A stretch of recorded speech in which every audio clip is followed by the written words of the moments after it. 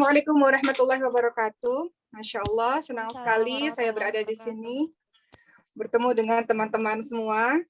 Alhamdulillahirrabbilalamin, wabihi nasta'in ala umuri dunya waddin, wassalatu wassalamu ala ashrafil anbiya'i wal mursalin, wa ala alihi wa sahbihi ajma'in, amma ba'du. Rabbi syrah li sadari, wa yassir li amri, wahlul 'uqdatam min lisani yafqahu qawli. Bapak dan Ibu yang saya hormati, senang sekali hari ini saya berjumpa secara virtual dengan Bapak dan Ibu semua. Sebelumnya tentu saja saya menyapa yang saya hormati Bapak Dedi Darmadi selaku Ketua Komite SD Muhammadiyah 18 Surabaya. Assalamualaikum Bapak. Yang saya hormati, Masya Allah, senang sekali biasanya yang datang ke virtual ini ibu-ibu, tapi bapak-bapaknya juga sangat aktif. Luar biasa. Baik, yang saya hormati berikutnya adalah Bapak Cahyo Iswahyudi selaku Kepala Sekolah SD Muhammadiyah 18 Surabaya dan juga seluruh guru dan wali murid SD Muhammadiyah 18 Surabaya. Surabaya bukan kota yang asing buat saya karena saya sering sekali bolak-balik ke Surabaya. Ada kegiatan di sana sehingga Surabaya ya jadi kota yang kalau pertama Jakarta ya, tapi yang kedua, ketiga itu adalah Surabaya lah, saking seringnya bolak-balik ke sana. Baik, Bapak dan Ibu yang dirahmati oleh Allah Subhanahu wa taala, membicarakan mengenai pendidikan anak, banyak sekali di dalam Al-Qur'an, teman-teman sekalian. Di dalam Al-Qur'an kalau kita lihat ada pendidikan anak ala ibunya Siti Maryam yang terdapat dalam surah Ali Imran ayat 35 sampai 37. Ada juga pendidikan ala Nabi Ibrahim alaihissalam kepada Nabi Ismail alaihissalam, ya, itu tercatat dalam surah As-Saffat ayat ke-100 sampai ke-111. Ada juga teman-teman sekalian surah Luqman ayat ke-12 sampai ayat ke-13. Surah Luqman adalah surat ke-31. Nah, jadi Bapak dan Ibu bisa melihat di surah ke-31, surah Luqman ayat ke-13 sampai ayat ke-19. Kita akan membahas mengenai 7 poin yang diajarkan di dalam surah Luqman tersebut dalam mendidik anak. Baik, di dalam surah Luqman sebagai muqaddimah teman-teman sekalian, sebagai pembukaan, bahwa di dalam surah Luqman kita diajarkan mengenai materi-materi keislaman, yaitu ada akidah di sana untuk mengajarkan anak-anak kita. Kemudian di sana ada ibadah dan juga ada akhlak. Itu yang diajarkan Luqmanul Hakim. Siapa sih Luqmanul Hakim, sahabat-sahabat sekalian? Siapa sih Luqman yang disebutkan di dalam Al-Quran? Ya, Luqmanul Hakim adalah bukan seorang nabi, dikatakan beliau bukan seorang nabi, tapi beliau adalah orang yang memiliki atau memperoleh hikmah dari Allah Subhanahu wa taala. Metode mengajarkan anak di dalam surah Luqman, surah ke-31 ayat 13 sampai 19 adalah metode-metode nasihat. Ada 7 poin yang akan kita bahas pada hari ini, teman-teman sekalian, yang nantinya tentu saja kita akan membaca ayat-ayatnya ya, dalam surah Luqman ayat 13 sampai ayat ke-19. Tapi yang jelas 7 poin yang akan saya bahas pada hari ini dalam pendidikan pendidikan Luqmanul Hakim adalah, pertama, Luqmanul Hakim menjelaskan kepada anaknya untuk jangan mempersekutukan Allah Subhanahu wa taala. Yang kedua, Luqmanul Hakim menjelaskan kepada anaknya untuk senantiasa birrul walidain atau berbuat baik kepada kedua orang tua. Yang ketiga, Luqmanul Hakim mengajarkan kepada anaknya untuk sadar bahwa manusia berada dalam pengawasan Allah. Yang keempat, poin yang akan kita bahas satu persatu, yang keempat adalah mendirikan sholat. Menasihati anaknya untuk senantiasa mendirikan sholat. Kemudian yang kelima, Luqmanul Hakim menasihati anaknya, yang mana kita pun akan mengikuti demikian. Yang kelima adalah senantiasa untuk amar ma'ruf nahi mungkar, untuk berbuat kebaikan dan menjauhi segala macam kemungkaran. Yang keenam, Luqmanul Hakim menasihati anaknya untuk senantiasa sabar dalam menghadapi cobaan dan berbagai macam ujian-ujian dari Allah Subhanahu wa taala. Dan yang ketujuh, Luqmanul Hakim mengajarkan kepada anaknya untuk jangan menyombongkan diri. Itulah 7 poin yang akan kita bahas pada hari ini, Bapak dan Ibu sekalian. 7 poin sangat penting untuk anak-anak kita. Mohon maaf saya pakai earphone, kalau nggak kedengaran suaranya tolong kabari saya. Apakah suara saya terdengar, Bapak dan Ibu semua? Ada ya. Baik, kita akan teman-teman sekalian. Yang pertama adalah tauhid. Dalam surah Luqmanul Hakim ayat ke-13, Luqmanul Hakim menjelaskan kepada anaknya, ya bunayya la tusyrik billah inna syirka la dzulmun adzim.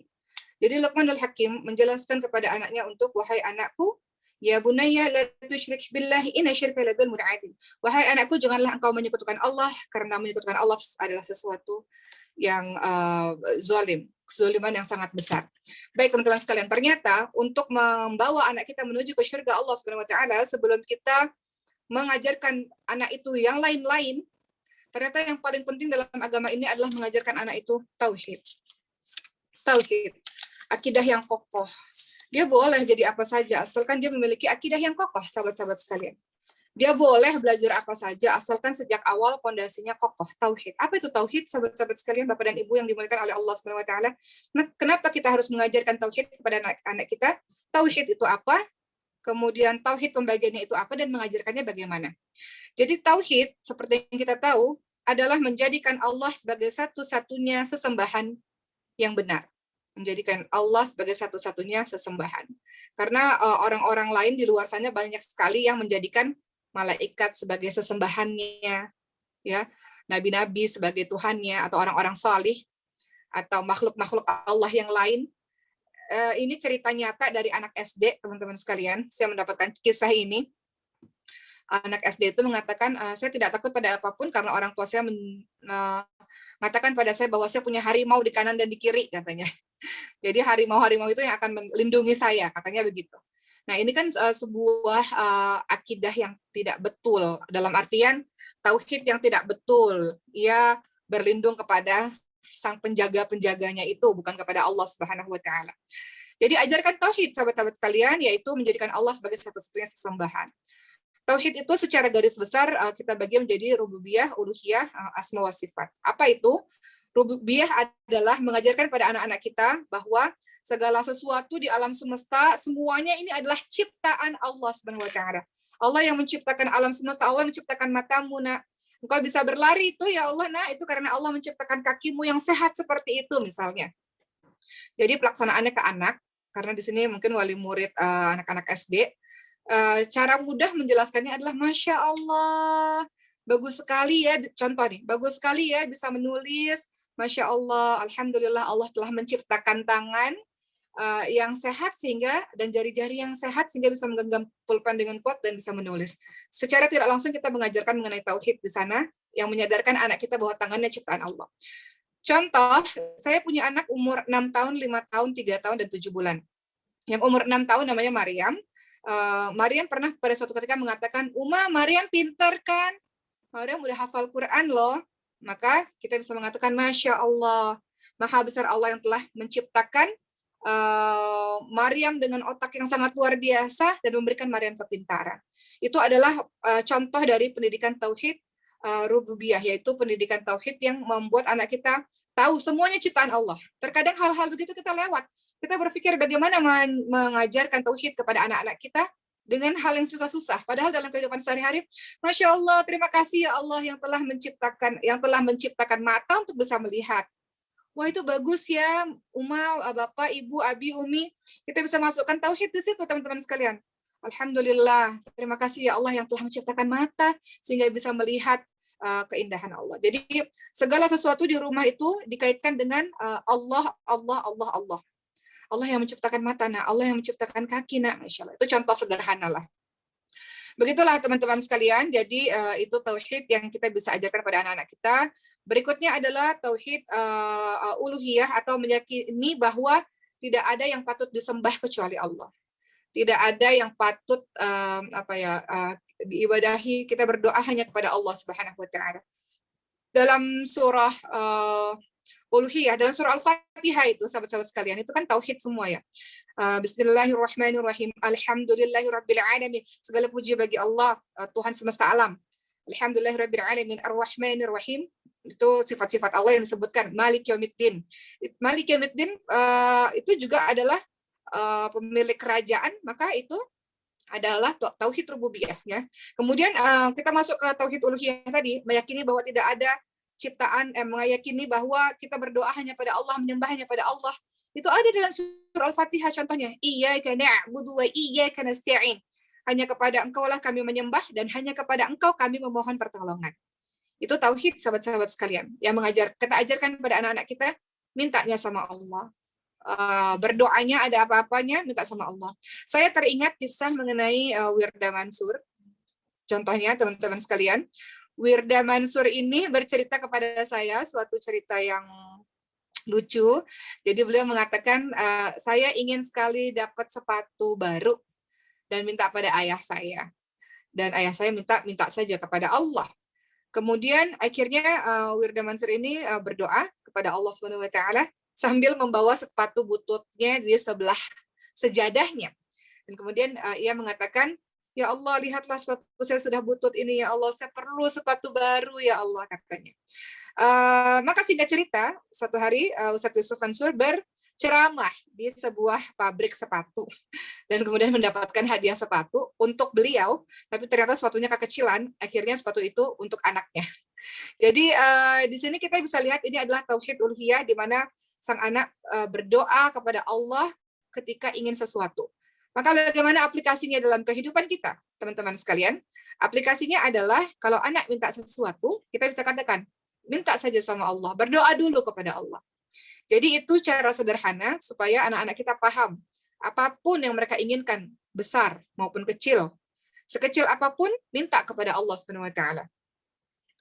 Contoh, Uma mau buku, misalnya mau beli buku baru, misalnya, minta dulu kepada Allah, doa kepada Allah. Uma pengen jalan-jalan ke suatu tempat, maka kita bisa bilang, minta sama Allah. Itu kan hal sederhana, yang mungkin beberapa dari kita lupa, Bapak dan Ibu sekalian, bahwa meminta kepada Allah Subhanahu wa taala adalah cara pendidikan tauhid kepada anak-anak kita. Sejak dini kita ajarkan anak-anak kita bergantung penuh kepada Allah Subhanahu wa taala. Sejak dini kita ajarkan anak-anak kita untuk berdoa mengharap hanya kepada Allah Subhanahu wa taala. Berikutnya yang mengenai tauhid, kita ajarkan anak-anak kita tentang nama-nama baik Allah. Nama Asmaul Husna-nya Allah. Contohnya, misal Allah itu Maha Penyayang, Nak, sayang sekali sama kita semua. Makanya Allah ingin kita masuk surganya Allah Subhanahu wa taala. Untuk bisa masuk surga maka harus anak baik, harus akur sama kakak adik, itu contoh sederhana. Allah itu Al-Ghafur. Contoh sederhana dalam kehidupan sehari-hari, misalnya saya aplikasikan dalam kehidupan, anak-anak kan sering bertengkar karena umurnya berdekatan. Kemudian saya katakan, coba bertobat kepada Allah, minta ampun kepada Allah. Allah Al-Ghafur, Allah itu Maha Pengampun. Allah akan mengampuni kita karena tadi kita berbuat salah, dan insya Allah kalau diampuni oleh Allah, Allah Ar-Rahman Ar-Rahim, Allah Maha Penyayang, pengasih dan penyayang, kita bisa masuk surganya Allah Subhanahu wa taala. Jadi dalam kehidupan sehari-hari, sahabat sekalian, kita bisa mengajarkan dengan mudah tauhid, akidah yang kokoh, rasa bergantung penuh kepada Allah Subhanahu wa taala, beribadah hanya kepada Allah Subhanahu wa taala, kepada anak-anak kita. Begitu Bapak dan Ibu. Berikutnya kita akan masuk ke yang kedua. Apa nasihat Luqmanul Hakim yang kedua kepada anaknya dalam surah Luqman ayat ke-14. A'udzu billahi minasyaitonir rajim. Wa wasaynal insana biwalidayhi hamalathu ummuhu wahnan 'ala wahni wa fisaluhu fi 'amaini an ishkur li wa liwalidayk. Yang artinya birrul walidain. Yang artinya kami perintahkan kepada manusia agar berbuat baik kepada orang tuanya, kepada ibunya yang telah mengandungnya dalam keadaan lemah bertambah-tambah dan menyapinya dalam usia 2 tahun. Bersyukurlah kepada Allah dan bersyukurlah kepada orang tua. Jadi, Luqmanul Hakim menasihati anaknya, dan kita menasihati anak kita untuk birrul walidain, berbuat baik kepada kedua orang tua. Tapi, ingat, anak-anak itu adalah peniru ulung di muka bumi ini. Mereka adalah peniru terbaik. Apa yang mereka dengar, apalagi anak usia dini, apa yang mereka dengar, mereka tiru. Apa yang mereka lihat, mereka tiru. Jadi jangan kaget kalau tiba-tiba kita dengar anak kita bicara sesuatu. Berarti dia sedang meniru, entah dari siapa itu. Entah teman-teman di sekolah atau teman-teman di tetangga-tetangganya. Saya nggak ngajarin anak ini bicara begini, kok dia bicara begini misalnya. Mungkin dia meniru. Jadi teman-teman sekalian, birrul walidain, nasihat Luqmanul Hakim, berbakti pada orang tua, mungkin akan sulit didapatkan oleh orang. Kita mau dihormati, kita ingin anak kita berbakti pada kita, tapi kita tidak memberikan hak-haknya anak kita.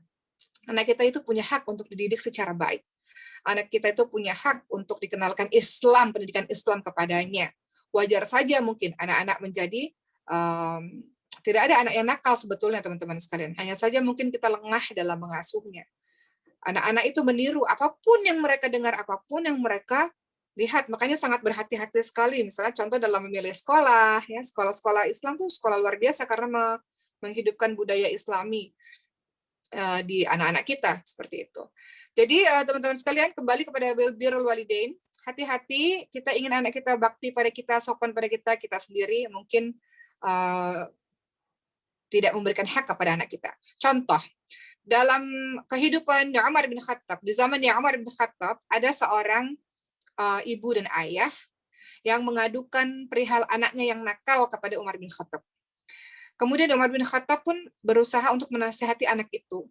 Dan anak itu mengatakan, sebelum kau menasihati saya, wahai Umar bin Khattab, katakan dulu apa tugas orang tua kepada anaknya. Maka Umar bin Khattab mengatakan, tugas yang pertama adalah memberikan nama yang baik. Ingat, nama adalah doa. Nama terbaik ya Abdullah, Abdurrahman, hamba Allah. Misalnya apa? Abdurrahman, hamba Allah yang maha penyayang. Atau nama terbaik berikutnya adalah nama-nama orang salih, nama-nama nabi, nama-nama para sahabat nabi, contohnya. Juga nama-nama yang mewakili sifat-sifat yang baik, misalnya. Itu nama-nama yang terbaik. Kata Umar bin Khattab, yang pertama, tugas orang tua pada anaknya adalah memberikan nama yang baik. Kemudian yang kedua, memberikan ibu yang baik. Ibu itu biasanya lebih banyak menghabiskan waktu bersama dengan anak-anaknya karena fitrahnya yang lemah lembut luar biasa, lebih banyak biasanya umumnya kepada anak-anaknya. Maka Umar bin Khattab mengatakan harus ada ibu yang baik yang mendampinginya. Kemudian yang ketiga adalah diberikan anak tersebut pendidikan agama atau Al-Quran. Kata anak itu apa? Ketiga-tiganya orang tua saya tidak melakukannya. Nama saya bukan nama yang baik. Ibu saya boro-boro ngajarin saya. Nggak pernah ibu saya untuk mengajari saya akan sebuah kebaikan. Dan nggak pernah dikasih pendidikan agama pada saya. Kemudian Umar bin Khattab mengatakan, orang tuamu sudah durhaka terlebih dahulu kepadamu sebelum engkau durhaka kepadanya. Begitu. Jadi teman-teman sekalian, mengenai birrul walidain, kalau kita ingin anak kita bakti pada kita, ya kita harus berbuat baik kepadanya. Kita ingin anak-anak kita bicaranya santun, lemah lembut, tapi kita sendiri berteriak, melengking, ketika marah mengeluarkan kata-kata kasar, pasti anak akan meniru. Contoh sederhana lagi, anak akan mudah sekali untuk meminta maaf kalau kita mencontohkan untuk meminta maaf. Orang tua banyak yang gengsi minta maaf kepada anaknya, misalnya kalau kita berbuat salah kepada anak kita. Atau ada orang tua yang minta maaf ketika anaknya tidur. Anak nggak mendengar ketika kita tidur, ketika kita minta maaf kepadanya. Kalau kita mengatakan, mama minta maaf ya nak, maka anak kita pun akan dengan mudah sekali minta maaf juga kalau berbuat kesalahan. Atau kita ingin anak-anak kita anak-anak kita tidak berbohong kepada orang tuanya. Berarti orang tuanya juga jangan berbohong kepada anaknya. Contoh sederhana. Nah, nanti kalau prestasinya bagus, mama beliin hadiah. Taunya ketika dibeliin hadiah, prestasinya sudah bagus, hadiahnya nggak dikasih-kasih. Pembohong ibunya. Kata Rasulullah, di zaman Rasulullah ada seorang ibu yang janji mau ngasih kurma. Tapi ibunya tidak memberikan, maka Rasul mengatakan engkau termasuk golongan orang-orang yang pendusta. Nggak boleh. Atau secara sederhana yang lainnya, orang tua mengatakan, sudahlah jangan nangis nak, mama pergi sebentar saja. Mama pergi sebentar saja. Taunya perginya lama, itu juga bohong. Atau kita mengantar anak kita ke kelas di sekolah dan kita katakan, udah nggak usah nangis, mama di sini. Padahal kita pergi, itu juga adalah bohong. Jadi kita ingin anak-anak kita birrul walidain, berbuat baik kepada kita, teman-teman sekalian, maka contohkan yang baik sebagai contoh tauladan. Dalam surah At-Tahrim ayat 6, Allah Subhanahu wa taala mengatakan, ya ayyuhalladzina amanu qu anfusakum wa ahlikum nara wa quduha nas wal hijarah. Dalam surah At-Tahrim ayat 6, Allah Subhanahu wa taala ingatkan, wahai orang-orang yang beriman, jagalah dirimu dan keluargamu dari api neraka yang bahan bakarnya adalah manusia dan batu. Allah sebutkan, wahai orang-orang yang beriman, jaga dirimu terlebih dahulu.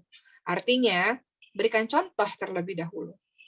Mau anak-anak bakti sama kita, contohin dong yang baik. Mau anak-anak kita bertutur kata yang baik, contohin dong bertutur kata yang lemah lembut. Mau anak-anak kita penghafal Al-Quran, contohin dong ibunya, bapaknya juga orang yang gemar dengan Quran. Mau anak-anaknya sholat 5 waktu tepat waktu, contohin dong dari orang tuanya juga sholat 5 waktu tepat waktu. Mau anak-anaknya nggak main gadget terus, contohin dong orang tuanya jangan main gadget terus depan anak. Misalnya begitu. Begitu teman-teman sekalian, kita lihat di dalam Al-Quran bagaimana birrul walidain ini berbuat baik sama orang tua selalu digandengkan dengan beribadah kepada Allah. Kita lihat dalam surah Luqman tadi, ayat ke-13, ya bunayya la tusyrik billah inna syirka la dzulmun adzim. Yang pertama disebutkan jangan menyekutukan Allah.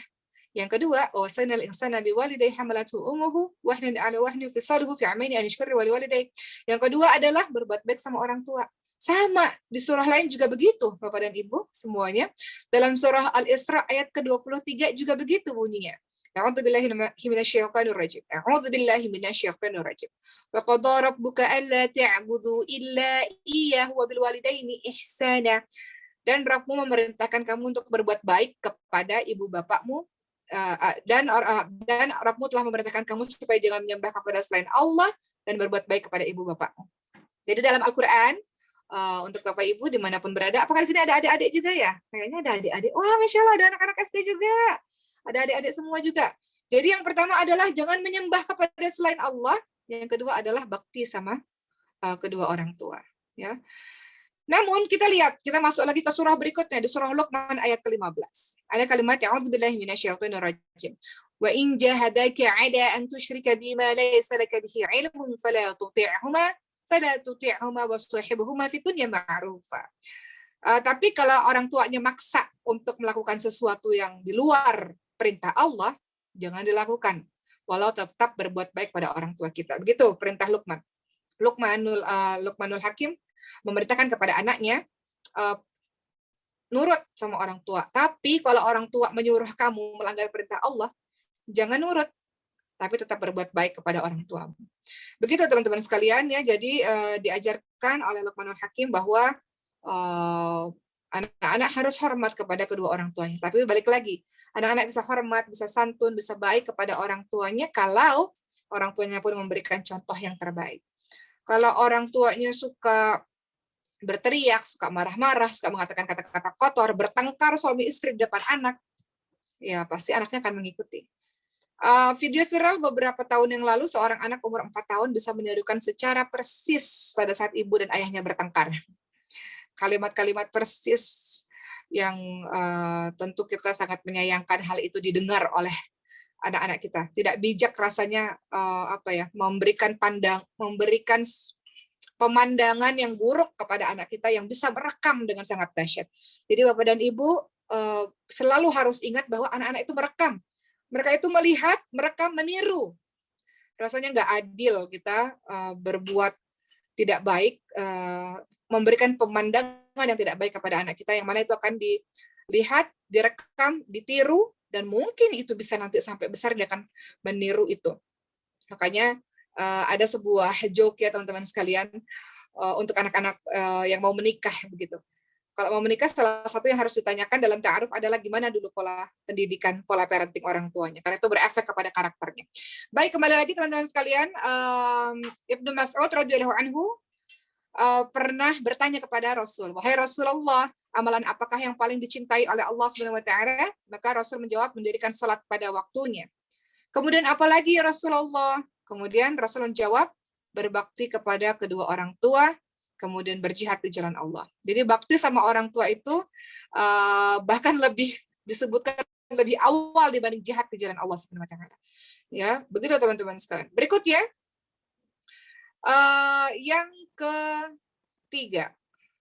Poin yang ketiga yang dinasihati oleh Luqmanul Hakim kepada anaknya adalah sadar bahwa manusia berada dalam pengawasan Allah Subhanahu wa taala. Kita ini dilihat sama Allah Subhanahu wa taala. Mungkin Umi nggak lihat, mungkin Mama nggak lihat, tapi Allah lihat. Dalam surah Luqman ayat ke-16 dalilnya.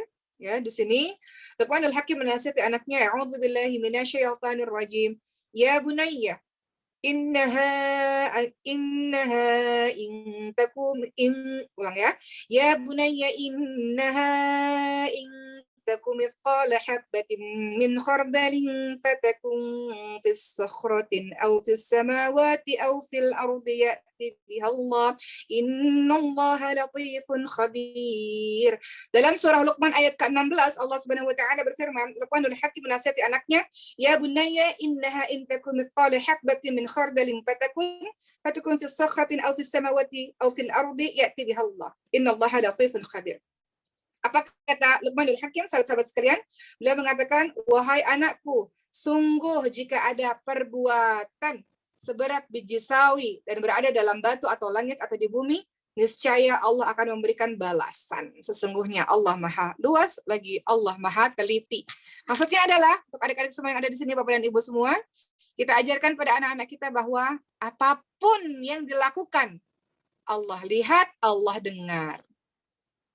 Ajarkan anak-anak semua, nak, engkau ini berbuat baik. Nak, kalau kita berbuat baik, sayang, ini kan banyak nih anak-anak nih, sayang, kalau kita berbuat baik, Allah lihat, Allah balas. Kalau kita berbuat jahat, Allah juga lihat, Allah juga nanti memberikan balasan. Bagaimana caranya kita tanamkan anak kita supaya ada atau tidak ada kita, dia tetap berada dalam jalur yang betul, adalah dengan ditanamkan sejak dini bahwa Allah mengawasi. Allah mengawasi. Teman-teman, Bapak dan Ibu sekalian, ingat kisah Nabi Yusuf alaihissalam. Nabi Yusuf alaihissalam itu kan dari Palestina, kemudian beliau singkat cerita ada di Mesir. Dan beliau itu pernah ada dalam satu ruangan bersama dengan seorang wanita. Intinya mereka saling suka. Wanita tersebut, Zulaikha, ini sangat suka pada Nabi Yusuf, dan Nabi Yusuf tertarik kepada Zulaikha. Tapi pada akhirnya apa yang terjadi? Nabi Yusuf alaihissalam mengingat wajah ayahnya. Ya. Jadi wajah ayahnya teringat dan tahu bahwa Allah Subhanahu wa taala mengawasi Nabi Yusuf alaihissalam. Sehingga tidak terjadi apapun pada saat itu di tempat itu. Jadi maknanya di sini kita bisa ajarkan pada anak-anak kita, teman-teman sekalian, Bapak dan Ibu yang dirahmati oleh Allah Subhanahu wa taala, nah, Masya Allah, berbuat sesuatu yang baik, Allah lihat, sayang, dan Allah akan memberikan balasan. Jadi, Bapak dan Ibu, kita ajarkan anak-anak kita untuk merasa senantiasa diawasi oleh Allah Subhanahu wa taala. Berikutnya, yang keempat, Luqmanul Hakim mengajarkan kepada anaknya, menasihati kepada anaknya, dan kita nasihati kepada anak kita, dan kita kuat di situ ya, untuk senantiasa anak kita mendirikan salat. Kasihan, anak saya ini masih kecil. Kalau dibangunin subuh, nanti dia ngantuk. Padahal misalnya dia sudah harus sholat. 7 tahun itu sholat, kata Rasulullah. 10 tahun kalau nggak sholat, dipukul. Begitu kata Rasulullah SAW. Jadi tegas dengan urusan sholat. Kadang-kadang kita tegas, kadang-kadang kita lembut. Tegas bukan berarti keras, lembut bukan berarti lemah.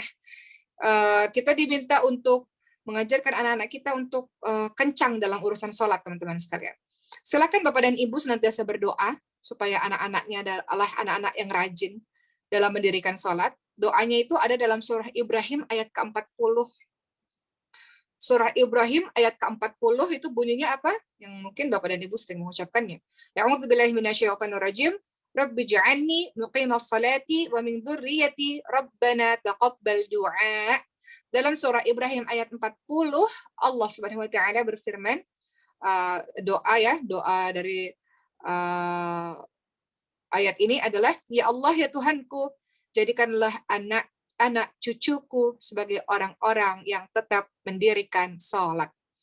Karena banyak yang tanya, supaya anak-anak kita rajin sholat, doanya apa sih? Jadi doanya ternyata sudah diajarkan di dalam surah Ibrahim ayat ke-40. Ajarkan anak-anak kita sholat. Orang tua mengatakan, anak-anak saya kasihan, masih subuh sudah dibanguni. Kita buat analogi saja supaya kita semangat untuk membangunkan anak-anak kita sholat, mereka yang terutama di usia 7 tahun, 10 tahun sudah harus sholat itu. Kalau rumah kita kebakaran, anak kita masih tidur, Kita pasti melakukan berbagai macam cara agar anak itu bisa bangun. Entah digendong, entah dipaksa bangun, karena kita nggak mau anak kita terkena api yang membakar rumah kita. Itu baru api dunia. Tapi ada yang namanya api neraka. Maka kalau mengingat itu, maka kita tegas untuk urusan sholat kepada anak-anak kita. Dalam surah Al-Mu'minun ayat ke-1 dan 2, A'udzubillahi minasyaitonirrajim, qad aflahal mu'minun alladzina hum fi shalatihim khashi'un. Sungguh beruntunglah orang-orang beriman, yaitu orang-orang yang senantiasa khusyuk dalam sembahyangnya. Jadi ajarkan anak-anak kita sholat, kalau nggak corona di tempat-tempat yang sekarang masjid masih tutup di beberapa tempat, tapi untuk para bapak, wahai para bapak, yuk subuh lah ya, kalau mungkin kalau siangnya kerja atau sorenya kerja, maghrib, isya, subuh lah. Yuk kita biasakan anak-anak laki-laki kita untuk sholat di masjid. Kalau bapaknya males, ya anaknya juga pasti begitu.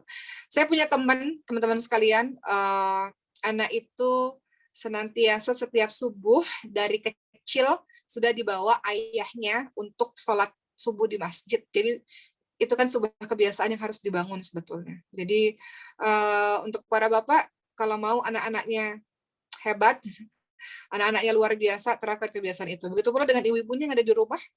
Kalau ibu-ibunya sholat di rumah misalnya, maka buat kebiasaan itu untuk senantiasa ingatkan anak-anak kita sholat, insya Allah.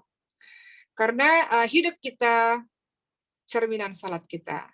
Barang siapa yang senang mengakhirkan sholat, berarti bersiaplah ia terlambat dalam segala urusannya.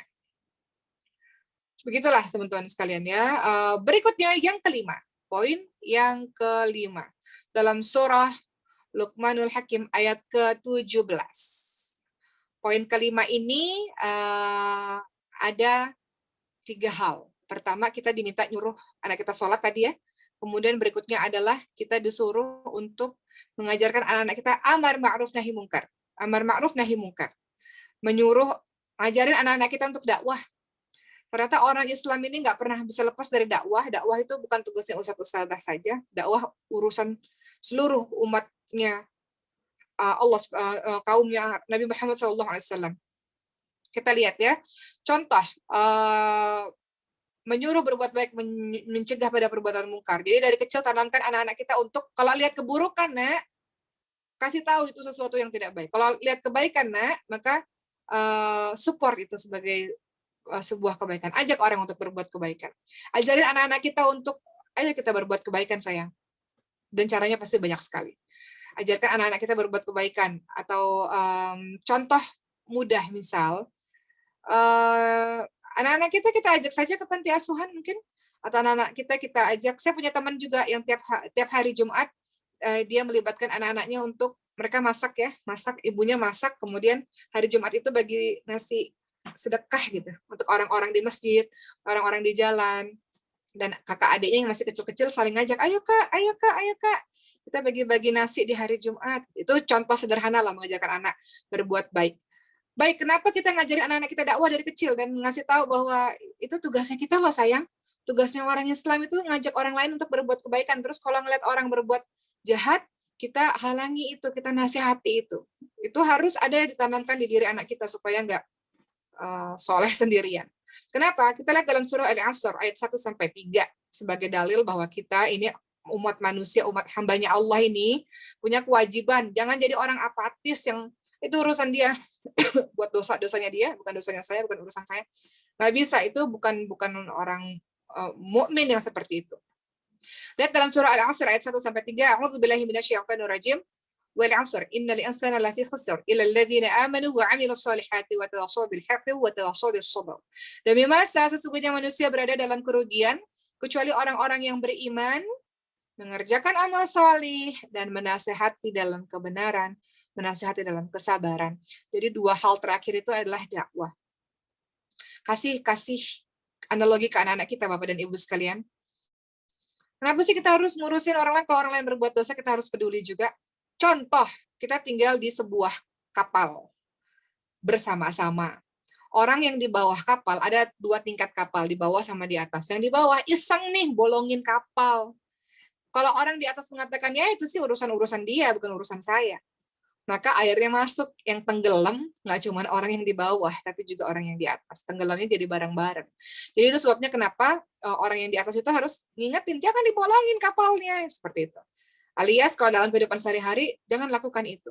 Jadi anak kita boleh berprofesi sebagai apapun, sahabat-sahabat sekalian, Bapak dan Ibu. Dia boleh jadi dokter, dia boleh jadi lawyer, dia boleh jadi politikus, boleh jadi apapun. Tapi ingatkan dan tanamkan sejak kecil bahwa dia adalah hamba Allah yang punya tugas untuk dakwah, ngajak orang lain berbuat kebaikan, cegah orang lain dalam berbuat kemungkaran. Jangan jadi soleh sendirian, jangan apatis, jangan nggak pedulian sama yang lain.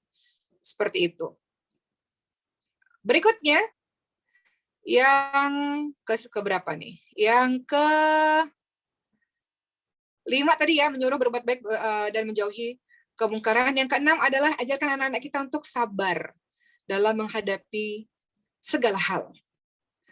Jadi dalam surah Luqman ayat 17 itu juga dijelaskan mengenai anak kita ajarin untuk menjadi pribadi-pribadi yang sabar.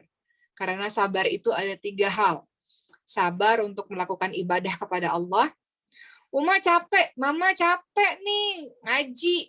Kadang anak-anak saya juga ngomong gitu, capek ngaji. Ingatkan untuk sabar. Dalam sholat itu butuh sabar loh. Ngaji itu butuh sabar. Ibu-ibu, bapak-bapak bangun sholat butuh kesabaran. Kalau nggak sabar ya males banget misalnya. Jadi ajarkan anak-anak kita sabar dalam ibadah. Sabar ya nak. Kalau mau jadi penghafal Quran bisa di surga nanti, bisa ngajak orang-orang ke surga. Memang harus pelan-pelan hafal Quran. Ajarkan anak kita sabar dalam beribadah. Sabar itu yang kedua adalah sabar dalam meninggalkan keburukan. Keburukan itu kan enak. Makanya kita disuruh sabar untuk tidak balik lagi kepada keburukan itu, pada maksiat itu, kepada dosa itu, dan sabar dalam menghadapi ujian. Jadi kita tahu teman-teman sekalian bahwa kecerdasan itu kan ada 4 ya. Intellectual quotient, kecerdasan intelektual, kemudian ada emotional quotient, kecerdasan emosional, kecerdasan emosional. Kemudian ada spiritual quotient, kecerdasan spiritual, dan ada AI, adversity quotient, kecerdasan tangguh. Dia jadi pribadi-pribadi yang tangguh. Makanya dalam Al-Quran jangan meninggalkan anak-anakmu dalam keadaan yang lemah. Salah satunya adalah ajarkan anak-anak kita untuk tangguh. Kita kan nggak bisa seterusnya mendampingi dia, Bapak dan Ibu sekalian. Kita punya batas waktu, nggak bisa anak-anak kita berada di asuhan kita terus. Maka ajarkan anak-anak kita jadi warrior ya, dia jadi pejuang, dia jadi orang yang tangguh, dia jadi orang yang sabar dalam menghadapi segala macam ujian-ujian Allah ke depannya. Jadi dengan berbagai macam cara. Contoh sederhana, bagaimana ibu saya mengajarkan saya tentang kesabaran. Saya punya anak yang keempat, yang kemudian dokter mengatakan anak saya punya sindrom. Jadi waktu saya di rumah sakit, itu nangis setiap hari, karena pada saat itu saya operasi sesar. Ibu saya datang kepada saya dan mengatakan, sabar, nak. Sabar, Oki. Berapa belas tahun Allah sudah kasih kebahagiaan untuk Oki. Sekarang saatnya Allah kasih kesedihan. Seperti roda yang berputar. Kemarin udah bahagia, maka sekarang Allah kasih kesedihan. Kemarin udah berbelas-belas tahun Allah kasih happy, kasih gembira, kasih kehidupan yang baik. Maka sekarang Allah gilirkan. Jadi itu orang tua mengajarkan tentang kesabaran kepada anak-anak kita. Anak-anak kita dalam belajar, dia harus sabar dalam menuntut ilmu. Menuntut ilmu itu nggak bisa instan, bim salabim langsung pinter, nggak bisa. Sabar, nak. Kalau pepatah kita tuh bersakit-sakit dahulu, bersenang-senang kemudian. Sabar, nak. Memang perlu perjuangan gitu. Jadi orang tua tuh motivator. Dia tidak hanya sekedar orang tua, tapi dia motivator terbaik untuk anak-anaknya.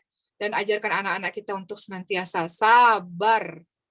Ketika dia sabar, dia punya adversity quotient, dia punya kecerdasan ketangguhan, tangguh dia.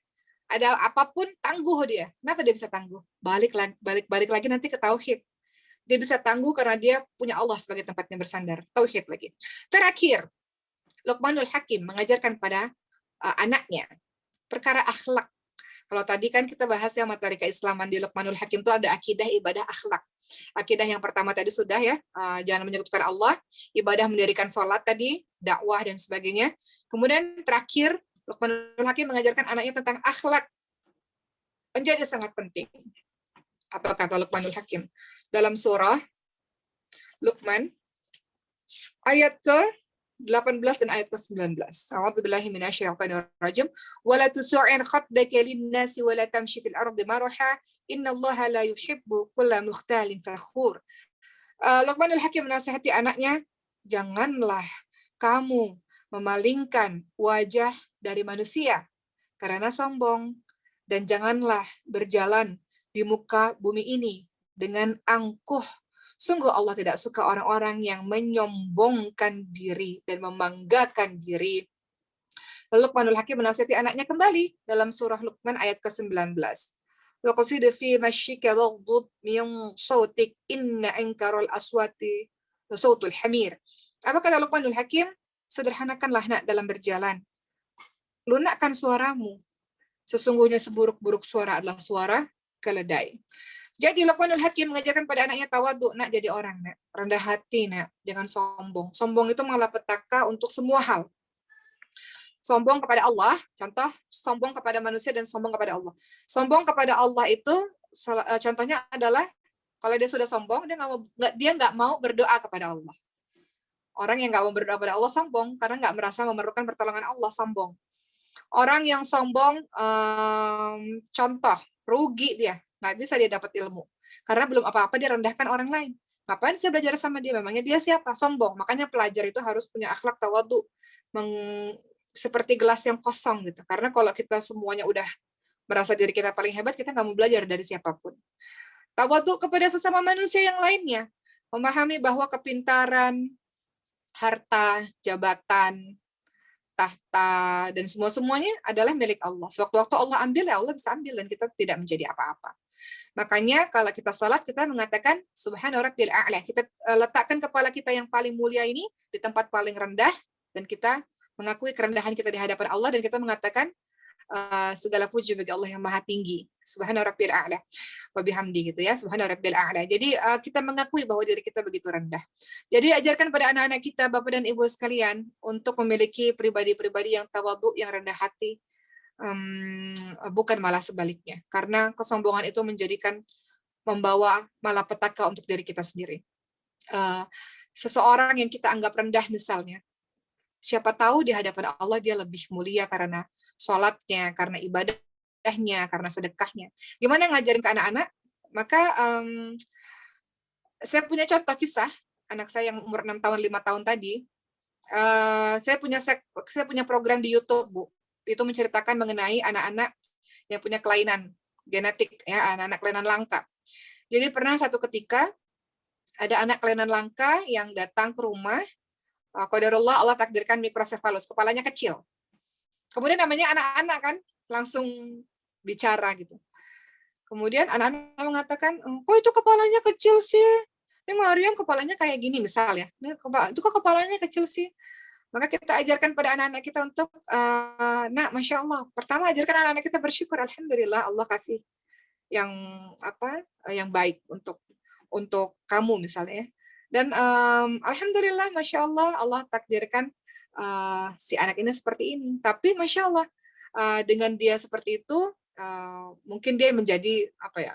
Atau misalnya contoh lain lah, misalnya orang yang tidak bisa melihat, buta ya, misalnya tidak bisa melihat. Kok dia nggak bisa melihat ya?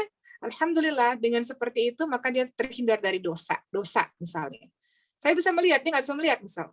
Maka kita katakan alhamdulillah, dengan begitu dia terhindar dari dosa. Mungkin dia lebih banyak ibadahnya dibanding dengan kita.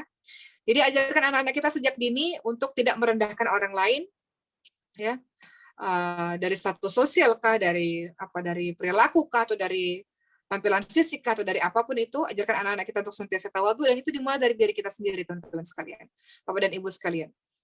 Bisa jadi orang yang secara ekonomi lemah, ya dia ibadahnya lebih bagus daripada kita, nak, misalnya gitu ya. Atau apapun itulah bahasa yang dipahami oleh anak-anak. Tapi yang jelas Luqmanul Hakim mengajarkan anaknya untuk nak, jadi pribadi yang tawadhu, nak, jadi pribadi yang rendah hati. Pribadi yang rendah hati dicintai oleh Allah dan pastinya dicintai oleh sesama manusia. Begitu Bapak dan Ibu sekalian, secara singkat kita sudah membahas mengenai Luqmanul Hakim. Mudah-mudahan bisa dibaca, ditadaburi lagi, dan diamalkan. Yang paling penting untuk anak-anak kita, kita sudah belajar 7 poin tadi. Tauhid itu sangat penting, dan kemudian kita ajarkan anak-anak kita untuk berbuat baik kepada kedua orang tuanya, dan orang tuanya mencontohkannya. Kita ajarkan anak-anak kita untuk merasa senantiasa diawasi oleh Allah. Jadi kelak dia kalau udah besar, nggak ada kita, ya aman-aman aja, karena merasa diawasi oleh Allah Subhanahu Wa Taala. Kemudian yang keempat, kita ajarkan anak-anak kita untuk senantiasa sholat. Udah SD nih, nggak boleh meninggalkan sholat nih adik-adik semua nih ya. Dan kemudian kita ajarkan anak-anak kita yang kelima untuk amar ma'ruf nahi mungkar, dia jadi dai dan daiyah. Profesinya boleh apapun, tapi dia adalah seorang pendakwah, dai dan daiyah. Kemudian yang keenam, sabar. Ajarkan anak-anak kita untuk sabar, tangguh. Dia harus jadi pribadi yang tangguh, karena kita nggak bisa selamanya bersama dengan mereka. Dan terakhir adalah akhlak, untuk tawadhu dan jangan menyombongkan diri.